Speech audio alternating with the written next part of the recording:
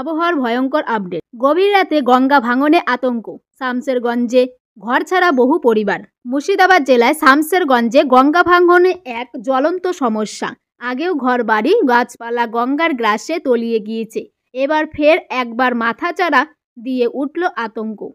সোমবার গভীর রাতে শামসেরগঞ্জের চাচণ্ড গ্রামে ফের তাণ্ডব চালালো গঙ্গা ভাঙন।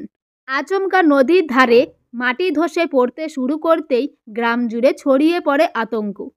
প্রাণ বাঁচাতে ঘরবাড়ি ছেড়ে হুড়োহুড়ি করে অন্যত্র চলে যেতে শুরু করেন স্থানীয় বাসিন্দারা। স্থানীয় সূত্রের খবর, সোমবার মধ্যরাতের এই তাণ্ডব লীলায় প্রায় 6 থেকে 7টি বাড়ি নদীগর্ভে তলিয়ে গিয়েছে। গ্রামের এক কৃষকের বাড়িসহ তার গরুও গঙ্গায় ভেসে গিয়েছে। পরিস্থিতি এতটাই ভয়াবহ যে গ্রামের কিছু অংশ এখন একেবারে নদীর তীরে ঝুলে আছে বলা চলে। অনেক বাড়ি ও জমি যে কোনো মুহূর্তে নদীর গর্ভে তলিয়ে যাওয়ার আশঙ্কা রয়েছে। খবর পেয়ে ঘটনাস্থলে পৌঁছায় প্রশাসনের আধিকারিকরা। তারা পরিস্থিতি সামাল দেওয়ার চেষ্টা করছেন। গঙ্গার ধারে বহু বাড়ির বাসিন্দারা আতঙ্কে কাটা।